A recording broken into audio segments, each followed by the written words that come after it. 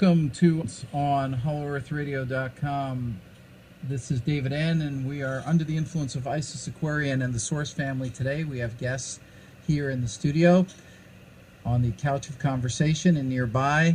I'd like to introduce you to Isis Aquarian, Makushla, Omne, and Jodi.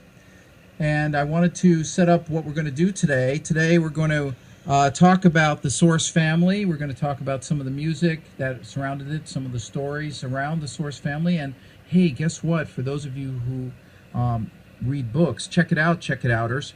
There is a book called The Source Family, and it's all about this intentional community, what we used to call in the 60s and 70s a commune.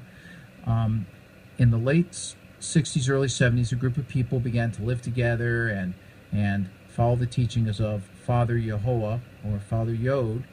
And so we're going to introduce Jodi to talk about the Source family, and then we're going to hear some music, and then we're going to introduce Isis Aquarian, our special guest. Come on over, Jodi, to the chair of conversation next to the couch of conversation. All right. Hi there. This is Jodi from Process Media, who's brought to you many nice things, including the Source family book. You go say hi to everybody. All right. Hi, everybody, and thank you so much for having us. It's really nice to be here. I guess, for those who are not so familiar with the Source family, the Source family was a group of about 140 young, beautiful people who lived in Los Angeles in the late 60s and early 70s under the guidance of a very powerful and charismatic man named Father Yod, went by Yehovah, and was once upon a time a man named Jim Baker, who was a very influential restaurateur in Los Angeles, and put together some health food restaurants that were very successful. And anyway, he studied under Yogi Bhajan and had a very sort of rapid consciousness rise. And before he knew it, he was leader of this group of people, spiritual leader and spiritual father, and also ran the restaurant, the Source restaurant, where a lot of movie stars and rock stars, from John Lennon to Frank Zappa to Julie Christie, all of these people came regularly.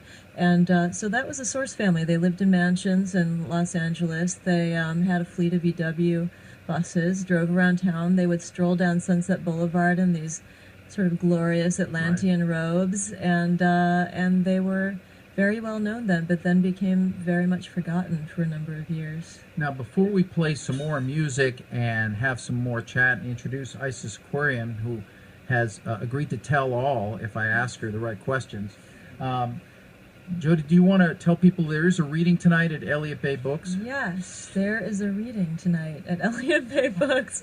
Wow. And listen to O Yehovah by Omne Aquarian, and then a piece, a spoken word piece, where Father Yod talks about the soul chooses its conditions, then the Yehovah chant, and then a piece by Yehovah 13, not a lot, off of the new CD, Magnificence of the Memory Camp of the Gypsies. You're listening to Under the Influence, a program of HolloEarthRadio.com. Thank you for listening.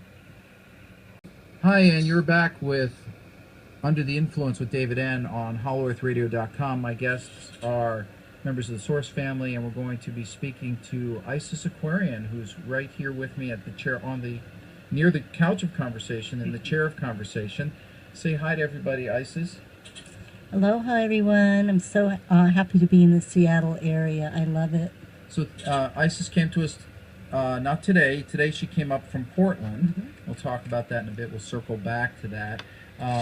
But you have been on the island of Oahu, and then you're here for the first time in the Seattle area, or? No, I've been here before. So what's the trip been like so far? You were in Portland reading at a place called Powell's, is that right? It was fabulous. All right.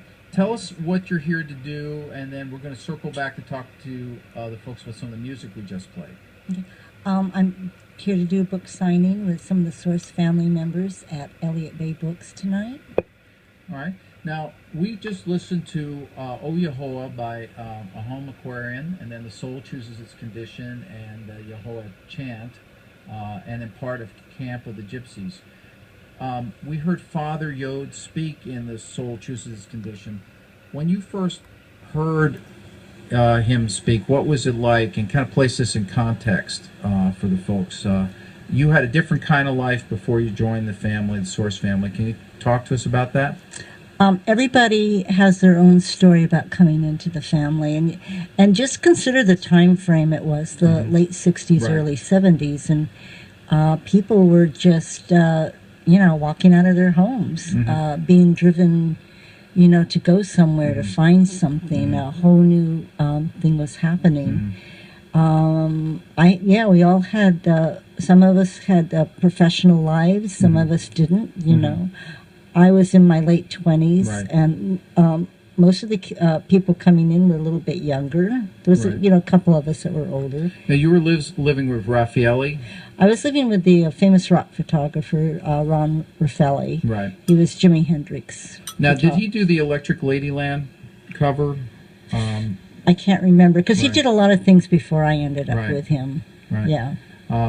And then, what about, there were rock stars who came in and out of the family, the Source family. What were some people that folks might know who were either at the Source restaurant in Los Angeles or then later became part of the family? Well, Yes. the Source restaurant had every celebrity you could think of, Right. every producer, director, actor, actresses, and it actually started with Jim Baker's first restaurant, the Aquarian, where the first customer Right. was Greta Garbo. Right. Then he moved up to the Old World, and everybody just followed him, and then the new people slid Right. in on that one. Right. And by the time he formed the Source, he was well into his transformation spiritually from Yogi Bhajan. Right. And it became the first really full-on vegetarian restaurant, and it was just wildly popular and successful. Now, what drew you in particular? Where were you in your life, and what drew you to this teaching? I had been in Washington, D.C., working for my senator, and I was a White House aide, and then I moved to New York and worked for Braniff Airlines. Right. And, everything just took me so far, Right. and there was just something that was moving me like everybody at that time. And I knew something was going on in L.A. and the whole hippie thing, and I wanted to be part of it. I wanted to know about it, so I just left and went down to L.A. Right. And I had known Jim Baker Right. before the Source. When he was a restaurateur. You're right, with one of his other restaurants. And then living with Ron, we were looking for some models for Jesus Christ, a superstar poster. Right. And I remembered he had opened the Source, but I hadn't seen him. Oh, I see. And I went down there, and, he comes walking out with long hair. And, he looked like Moses, Jesus. And Right. it was just like, oh, my God. Right. I found it. And I just walked out of my life and left Right. everything. Right. That was it. What sort of second thoughts There were none. around? Well, why do you think that is? I personally think it's because I was ready. That was my frequency. That's what I had been looking for and couldn't find. I didn't vibrate to the yogis, the Right. ashrams, Right. the Buddhism. Right. I did this. It was a mystery school. It was the age of Aquarius. It was a whole new thing happening, and believing in reincarnation. I recognized it immediately. Now, let's talk about some of the music we heard. We heard some chanting, and then we heard Peace by Yehoah 13, one of the bands that spun out of, came from the Source family. Can you talk about that music?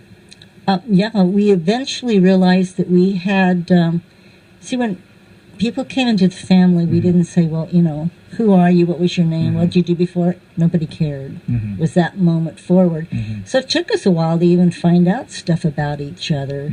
And we realized that we had some very prolific musicians in the family. I see. That had bands, that had contracts, that Right. were singers, they wrote music, Right. they were drummers, professional people. And at one point, Father said, my God, I have a band, let's do something. He Right. was looking for fun, Right. and expression. Right. And the Yehoah 13 was his signature. Right. energy. Right. But we had many musicians and singers. We had different forms of bands and music. Right. But Yehovah 13 is the one that seems to have stuck. Right. And even now, the three guys have reunited in their touring and traveling. Now, not to focus on their music so much, because that probably is a conversation for another day, but Magnificence of the Memory, a CD that's out now on Drag City, and thank you, Drag City people, for sending that to me.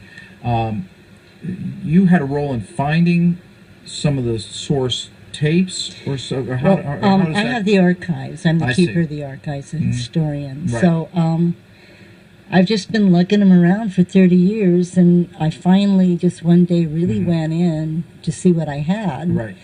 Because it started with doing the book. Right. With Jodi, the publisher, and just, you know, and when I started really getting into the reels and cassette tapes and figuring out how to play them to see what I had, I never knew what I had. Right. I went, oh my God, I found lost music. Wow. Music we didn't know had survived, music that, you know, nobody knew about and hadn't heard for, 30 some years. Right. So I gathered it, and we sent it to Drag City, and we're in the process of releasing all of the music. So there will be new albums coming out. And we have... You can mention Dave Nuss curated it. And there is a gentleman, Dave Nuss, from No Neck Blues Band out of New York, who also was, he was very instrumental in getting us to do this also, and he worked with Drag City. Right. And we have other Source family people here, Makushla and Omne. What was it like to hear that music after a long while? This is Omne. Hi, everybody. Well, the quality of the music, which is so beautiful to me, is that you grow with it. You grow with your comprehension of it, and it just gets richer and richer and deeper. So it was significant at the time, but I was 22, 23 years old. I hadn't really had my life experience yet, of individual life experience. Was very naive, immature, and when I hear this now in this the perspective I have of somebody closing in on 60 years old, I hear it with I have an appreciation, because I'm closer to his age when he actually sang it. Right. So I really get it on a deeper level now. Yeah. Well, thank you very much, Omni. Hold on, you guys. Now we're going to go. There's some activity in the background, but everyone who listens to Under the Influence, I love that. So I'm going to. I thrive best. In fact, someone who works for me once said that I thrive best in a total atmosphere of chaos, and I think that's correct. So let's go to another piece from Magnificence of the Memory, a short piece that involves some of Father Yod whistling. I think you'll enjoy it. You're listening to Under the Influence on HolloEarthRadio.com. Thanks for listening.